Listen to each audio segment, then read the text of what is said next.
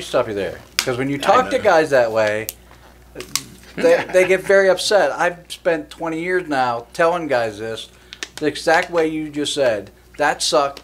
Don't do it like that. And then everybody thinks I'm the biggest asshole in the world because of it. It's tough, man. It's tough. That's the way I was brought up, and that's the way I've talked to guys my whole wrestling time, and yet I'm the biggest asshole in Western PA. Oh, no. Except maybe you. Yeah, right. Right. Well, you brought it up. What are you supposed to say? No, son, that just wasn't quite right. That's what they want. You need to work on this more. While the fans are out there saying, wow, is that fake as shit? That looked like hell. I don't even know if I'm coming back to this. But we're supposed to go back here and say, well, next time, we'll work on this and we'll do this. Make it stick in their heads. You fucked up. Mm-hmm. I know what you're saying. I mean, that's why I'm sitting in the office. I'm not getting, It's like, okay, you want me to be nice all the time? It's like, I can't do it. You're taking a product where I want to sit and watch you. And you're missing it, and they're letting you get away with it. That's not right. We train here, okay? We train. We've trained so many people out of here that we got talent all over this valley, everywhere. There's not one organization doesn't have some of our talent. And, some for good reason, some of them for bad reason. Can't do nothing about that. You brought it up a little earlier, the changes. I bring a lot up. Changes that are going on here. We sort of transitioned from PWX / NWA East to now Fight Society. How do you feel about that transition? Is it something you like? You wish it had stayed the same? It was basically, I was going through another down, okay? With all this stuff that was going on, the new paw situation, Brandon, that whole situation. What's that mean? I don't even know what that means. You don't know what the paw? Someday you'll understand what paw is. Look, I hope I don't. It sounds terrible. Certain people understand. Okay.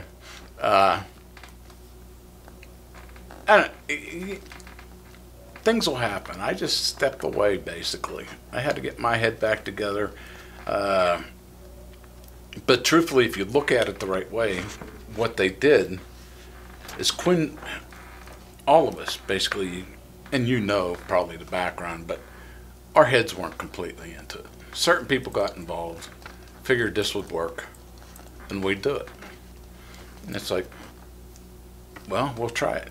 Because we weren't up to speed of where we were at. We had enough other concerns going on at the time that, we had other things to worry about. Well, things are straightening out. So I do like what has happened to the fact that we strive now to wrestle. To wrestle. We don't ballerina around it. Okay? We don't hit somebody with a choke slam and they pop up 2 seconds later. You know what I mean? You want to wrestle, we're going to wrestle. We're not going to dance. The dancers are gone. Okay? So that's why it's the Fight Society. The Fight Society is, damn it, you got to harden up and you got to give this audience what they want. That's all there is to it. And if you can't do that, it's not helping. So today, it's Angel Gate. That's what your big involvement is. Tell me a little more about it. Well, that's another funny situation. Angel Gate is, we didn't have nothing in this town, basically, for the girls. And I wanted to do something to start bringing the girls into it. But the problem is everywhere you go, you get one match of girls. Well, what good's that? What kind of training are you getting? And the other problem with that on the financial end is you're paying out the ass for the women, which, okay, you can say they deserve it, but they're coming, we got guys traveling and busting their ass, not making nowhere near what the girls make. So my thought was, let's get the girls around here going. Train them the way we train them. They're working with the guys, they're doing great. What I forgot is I have 3 daughters. Okay? Well, you know, you got 4 daughters. It's that's a different mindset to work with. You know, I was working into the princess routine with all these people, and it's like, I'm not used to this. It's like, you got to be able to, if you want to do this, you got to be able to do it. So, but we were going to build, I was going to build an organization to do just the women, which I've done, but it doesn't have any of the first players in it because they all got big heads and took off. It's like, you could have been good, but you thought you were there, and you're not. It doesn't happen overnight. You know that. Anybody that's a true wrestler knows this stuff does not happen overnight. You get 3-4 years out, now you're starting to get known. The pieces you should learn, they're not done. Their job is to get people in the building. Okay, yeah, we can promote. I mean, that was the funny part. They'll keep telling you, you need to put more posters out. I said, I need to put the posters out that they know who in the hell's on the poster. If they don't know who the hell you are, what good are you on a poster? You want to run around and take pictures of yourself and show everybody, I'm on a poster, I'm on a poster? If that fan walking in doesn't know who you are, what good are you? So that leaves that up to you to get them there, which when we were at Eastland is exactly what they did. They wanted it so bad that they made it happen. So you can go to a Gator.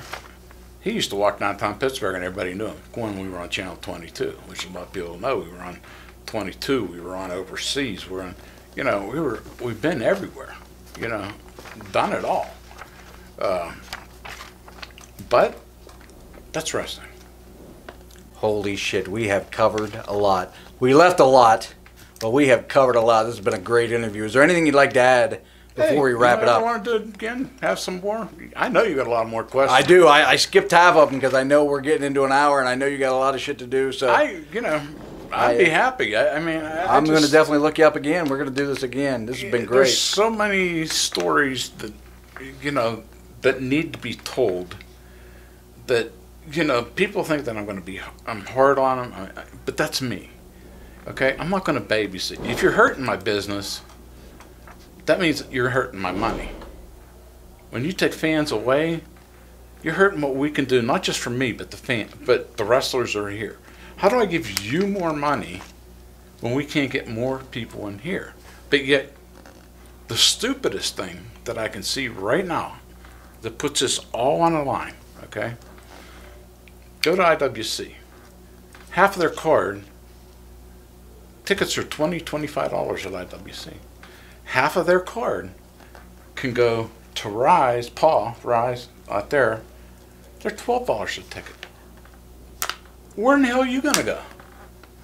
I'm going to go to Rise. I'm going to see the same guys for half the price. Their skill doesn't go in half because they go up the road 40 minutes. I mean, there's no sense. I mean, it's like when VOW wrestled. Well, we had to deal with them. Okay, we'll use talent back and forth. I remember Gannon coming one day, and the one thing that Quinn had told him was, if you're a baby there, you got to be a baby here. We need to control what we got you going. Whatever they use, fine. That's all we ask. Bill wouldn't listen to shit. Between him and Nina, screw it. Gannon used to come back and says, how do I turn from a heel driving home and then halfway in turn into a baby to get back to here? I said, that's what you call killing it. You have no character now. You're either one or you're the other. Now you're both. So there's no real worth other than to see a match. The story, you can't tell the story. So what do you do? It's like if you don't know all the pieces or try to understand it, there's nothing I can do on it. I can get pissed off, and that's what I do. Can't change it. I'd love to have a table, sit around, every one of them promoters sit around this table and listen to what the hell they do. Every one of them, I'd love to hear their story and their experience, except for Joe Rogers. He doesn't even qualify. He does not qualify to be in a room with a promoter. You know, just doesn't happen. But any of the other ones, no, I have to go get a suit on for Plummer because I don't live up to his standard in life. You know, he's from Plum. So I'm from the port. My son's from Plum. Okay, well, that ain't gonna work. He still said I don't meet his standard in life. It's like, okay. And I pissed him off online. He cut me off. Doesn't do it because I was trying to, I'm going to tell you honestly what I feel. Okay? I had said about, why would you ever just run that close? Well, you run too much. I'm in business. I'm here to make money. I'm not here to run once a month, and it ain't a game to me. It's a business. But, there is too many. But that ain't my fault either. So now everybody's at war. They don't work together. They're at war with each other. They won't sit and talk. They won't try to put it together. They'd rather go backstab you and do whatever you had and talk shit on you and, the whole deal. I mean, it was just the meeting we had upstairs here. Okay, you remember the one I told him to go all fuck himself. Yeah, I remember it well. You were here. You sat right here. I remember. And they kept saying, well, you knew about it. I said, no, I didn't. Here I find out the conversation took place on an account that had been not being used in over 3 years.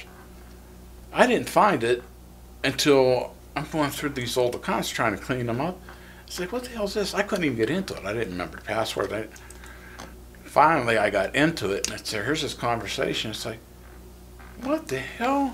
And I kept trying to tell him, just like I told him that night. It's like, if you would have said any of that stuff, and I didn't answer you, you should have known right then something was wrong, because I would have answered you. I wouldn't listen to this shit. So it's like, okay, that's another one set up. Right. Can only do what I can do. Yes, I may have been wrong. I just blanked them all out, but that's the way, it was time for me to say, I need to take a breath. I'm tired of these games that you constantly want to play. The behind the scenes, garbage.